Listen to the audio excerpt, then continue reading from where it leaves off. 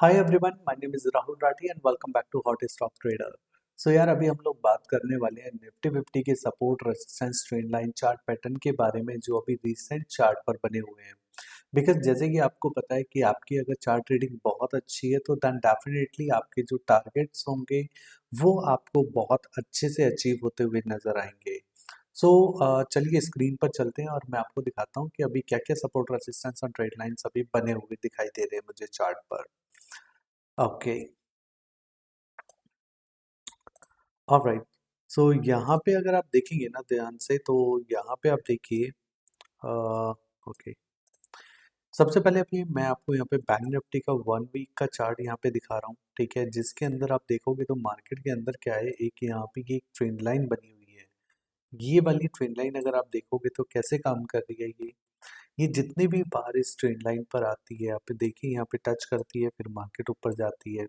यहाँ पे आप देखोगे दूसरी बार टच करती है फिर से मार्केट ऊपर जाती है। फिर से यहाँ पे देखो तीसरी बार क्या होता है कि ये जो ट्रेंड लाइन थी, हमारी सपोर्ट ट्रेंड लाइन थी, ये हमारी यहाँ पे ब्रेक करके और मार्केट नीचे की तरफ सस्टेन कर रही है। ये वीकली की कैंडल है। यहाँ पे हर एक कैंडल एक वीक को रिप्रेजेंट करती है।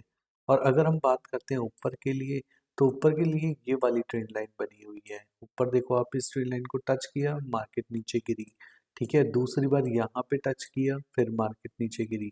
यहाँ पे मार्केट में तीसरी बार टच किया फिर नीचे गिरती है, ठीक है। सो ओवरऑल मार्केट का बिहेवियर क्या था, पहले आप इसको समझिएगा। अक्टूबर 2023 में मार्केट नीचे से ऊपर जाता है, फिर नीचे बनाता है, फिर हायर हाई बनाता है, ठीक है, फिर लोअर लो बनाता है यहाँ पे।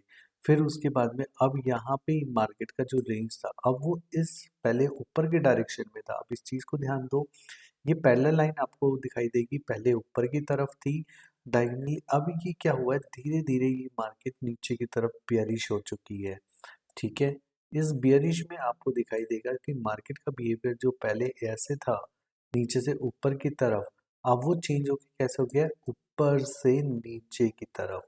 मतलब इसको हम बोलते हैं लोअर लो।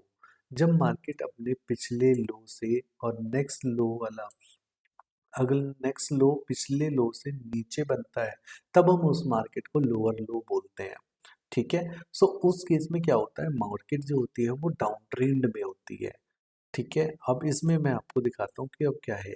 देखिए, अब मार्केट क्या है, अब इस वाली रेंज के अंदर चल रही है, जिसमें मार्केट यहाँ से देखिए रेसिस्टेंस लेती है, नीचे की तरफ गिरती है, दूसरी बार रेसिस्टेंस लेती है, फिर नीचे गिरती है, ठीक है। और ये वाली सपोर्ट ट्रेंड लाइन है नीचे की तरफ, इसमें आप देखोगे तो मार्केट जब भी सपोर्ट लेती है ऊपर उठती है, दूसरी बार सपोर्ट ली फिर ऊपर उठी, तीसरी बार क्या करा है, मार्केट ने अपनी सपोर्ट ट्रेंड लाइन को ब्रेक करके सस्टेन कर रही है।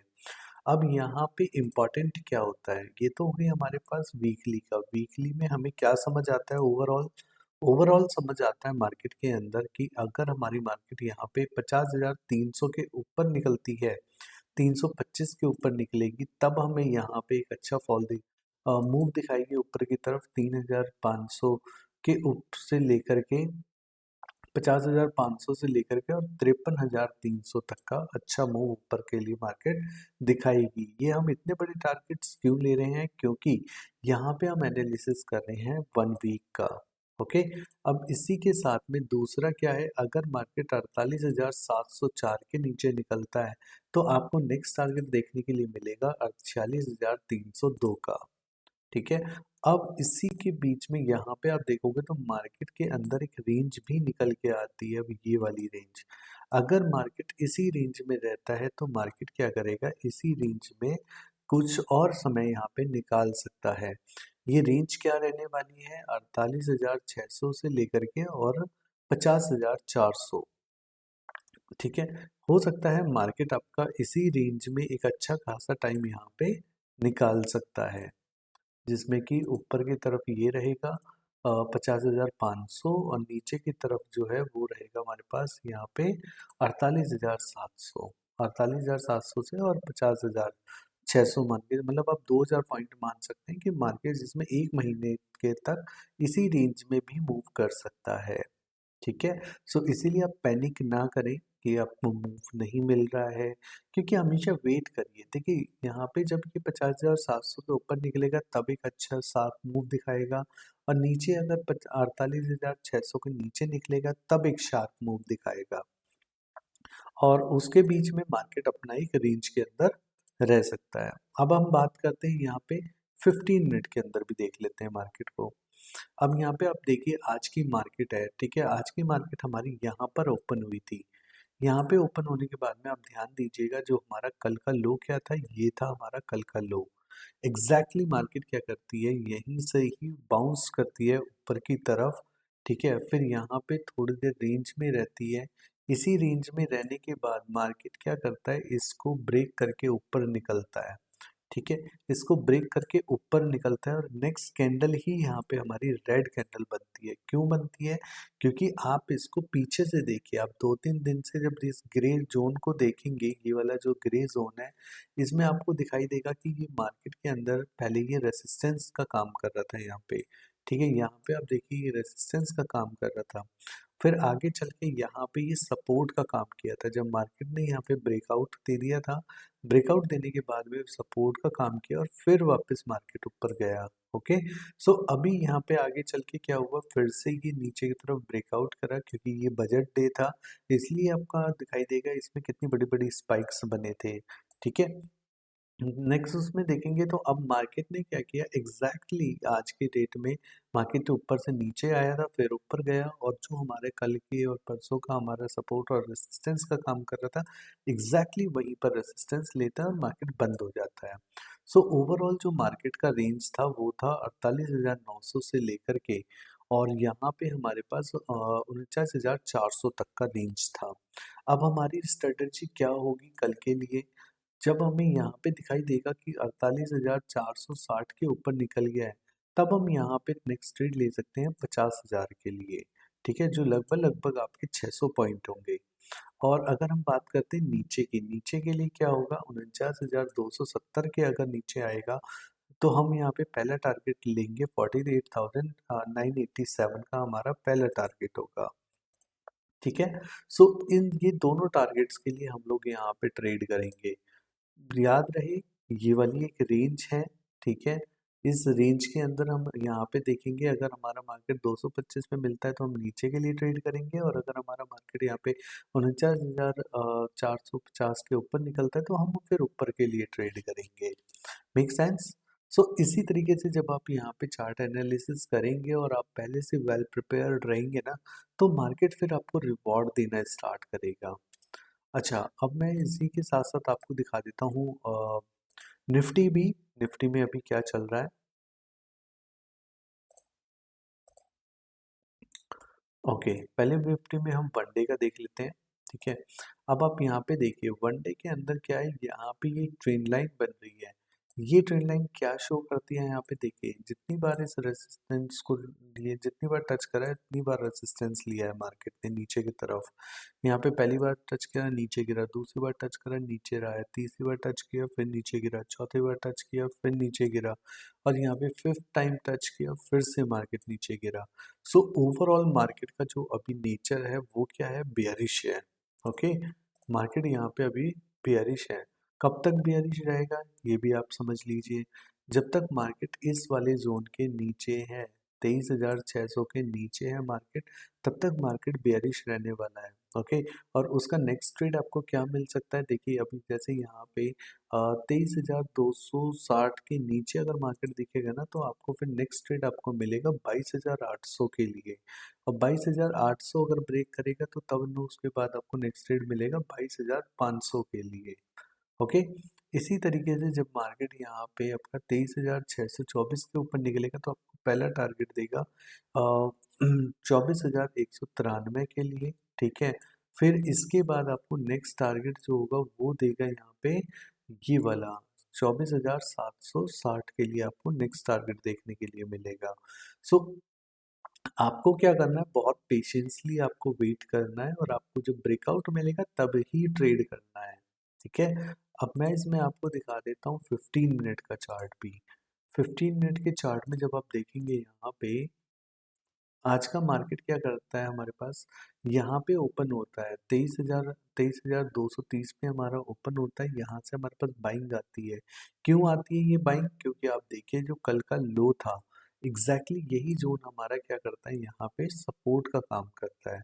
यहाँ पे बाइंग आती है, नेक्स्ट कैंडल हमारे पास वापस नीचे गिरने की कोशिश करती है, लेकिन आप यहाँ पे देखिए कि ये वाला जो पूरा ग्रे जोन है, ये हमारा कंसोलिडेटेड जोन है। ठीक है, इसमें आप देखोगे तो यहाँ पे क्या था, मार्केट का जो पहले वाला था उस टाइम पे मार्केट के अंदर यहाँ पे ये सपोर्ट, अच्छा खासा सपोर्ट लिया था मार्केट ने। तो यही आगे चल के ये भी एक अच्छा सपोर्ट हमारा यहाँ पे बना रहा है पूरे दिन। यहाँ पे आप देखोगे दूसरी बार सपोर्ट लिया, फिर ऊपर उठता है, फिर यहाँ पे क्या था, इसी ग्रे जोन के आसपास ही मार्केट निकलता है, फिर यहाँ से ऊपर की तरफ ब्रेकआउट दिया और यहाँ पे आकर के मार्केट ने क्लोज कर दिया। क्यों क्लोज कर, इसके ऊपर क्यों नहीं निकल पाया? क्योंकि आप कल की डेट में देखोगे तो मार्केट का लो यहीं के आसपास था। ओके, कल मार्केट इसी जोन में रहा है, वो भी बजट वाले टाइम पे। तो इसीलिए मार्केट के लिए आज यहाँ पे ये बहुत डिफिकल्ट है 23,400 के ऊपर निकल पाना।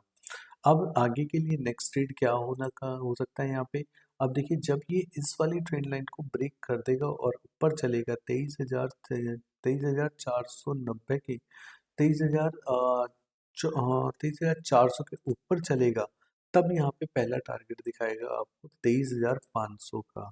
23,500 के ऊपर चलेगा तब उसके बाद आपको नेक्स्ट रेट दिखाएगा 23,632 का। ओके, और इसी के साथ साथ जब अगर मार्केट हमारे यहाँ पे ब्रेक डाउन कर देगा, 23,260 को ब्रेक करेगा, तो यहाँ पे पहला टारगेट दिखाएगा हमारे पास 23,214। 23,014 अगर ब्रेक करेगा तब उसके बाद हमें नेक्स्ट टारगेट देखने के लिए मिलेगा 23,130 का। ओके, तो इस तरीके से जब आप चार्ट एनालिसिस करेंगे और आप पूरे पैटर्न को समझ के ट्रेड करेंगे, तब आप एक अच्छा प्रॉफिट कर पाएंगे। देखिए यहाँ पे एक और चीज़ आपको नोट करने वाली दिखाता हूँ, बजट वाले दिन कैसे ट्रेड किया था हमने। यहाँ पे आप देखो, यहाँ पे ये ट्रेंड लाइन बन रही थी, जब भी टच करता है नीचे गिरता है। ये देखिए इसके लगभग पास में आता है, फिर नीचे गिरता है, फिर से टच करता है, फिर नीचे गिरता है। अब ये वाला जो था ना, चाहे यहीं पर ही हमने अपनी यहाँ पे पुट बाय करी थी हमने, और यही देखो एग्जैक्टली इसी पॉइंट से मार्केट ने कितना बड़ा कैंडल बनाया था यहाँ पे। ठीक है, सो उसका रीजन क्या था इस वाले कैंडल को नीचे गिरने का? देखिए एक तरफ निर्मला सीतारमन जी की स्पीच चल रही थी, और लेकिन हम लोग यहाँ पे चार्ट के पैटर्न के अकॉर्डिंग ट्रेड कर रहे थे। सो चार्ट के पैटर्न के अकॉर्डिंग हमें यहाँ पे बेयरिश दिखाई दे रहा था। ठीक है, तो बेयरिश दिखाई दे रहा था, तो इसलिए हमने क्या करा, यहाँ पे पुट की पोजीशन बना दी, और जैसे ही मार्केट ने यहाँ पे आया, हमने यहीं पर ही अपनी पोजीशन कट कर दी थी। और उसके बाद आप देखोगे तो मार्केट ने ना कहीं से कहीं भी यहाँ पे रिवर्सल करा, लेकिन बजट वाले दिन भी ना मार्केट इसी एक रेंज के अंदर रह गया। बहुत अच्छा मूव तो नहीं दिया, लेकिन ये जो एक कैंडल थी इसने हमारा उस दिन का अच्छा खासा प्रॉफिट बना दिया था। सो इसीलिए आपको मैं बोलता हूँ कि आपके लिए इम्पोर्टेंट है आपकी support, resistance and trend line and chart patterns, और ओपन लो हाई क्लोज पिछले 3 से 4 दिन के ओपन लो हाई क्लोज हमेशा काम करते हैं। सो मैं आशा करता हूँ यार आप लोगों को ये चार्ट एनालिसिस बहुत अच्छा लगा होगा, और अगर आपको अच्छा लगा है तो आप, ये नया चैनल है अभी, एक्सपीरियंस पुराना है, चैनल नया है, तो मैं बस आप लोगों से यही रिक्वेस्ट करूंगा, आप ज़्यादा से ज़्यादा इसको लाइक कमेंट एंड शेयर करें, सब्सक्राइब करें, सो दैट कि आपको जो चार्ट एनालिसिस वीडियोस हैं वो आपको ऑन टाइम पे मिलती रहें, और आपको बहुत कुछ मार्केट से एडवांस एनालिसिस सीखने के लिए मिलता रहे। बिकॉज ये वाला जो कंटेंट मैं आपको दे रहा हूँ ना, ये आपको कोई नहीं सिखाएगा भाई, ये प्रो लेवल का काम है ये। ठीक है, ये जो मैं आपको बता रहा हूँ ना, ये बिल्कुल प्रो लेवल का काम है, इससे आपको कोई नहीं बताएगा। बिकॉज लोग क्या है, वो इंडिकेटर्स के ऊपर डिपेंड है, और इंडिकेटर क्या होता है, लैगिंग होते हैं। वो कभी भी आपको लीडिंग, अब अगर किसी इंडिकेटर को फॉलो भी करना है ना, तो आप लीडिंग इंडिकेटर को फॉलो करो। आप ये लेटेंसी वाले और ये लैगिंग वाले इंडिकेटर के ऊपर डिपेंड रहोगे ना, तो भाई वो आपको कभी भी प्रॉफिट बना के नहीं देने वाले हैं। सो इसीलिए आपको इस तरीके से चार्ट एनालिसिस करेंगे तो दैन डेफिनेटली आपको बहुत अच्छा प्रॉफिट देखने के लिए मिलेगा। सो अभी के लिए इतना ही रखते हैं, और हम लोग कनेक्ट करेंगे और डेली बेसिस पे हम लोग आपके साथ चार्ट एनालिसिस शेयर करते रहेंगे। So thank you so much and have a good day to all of you.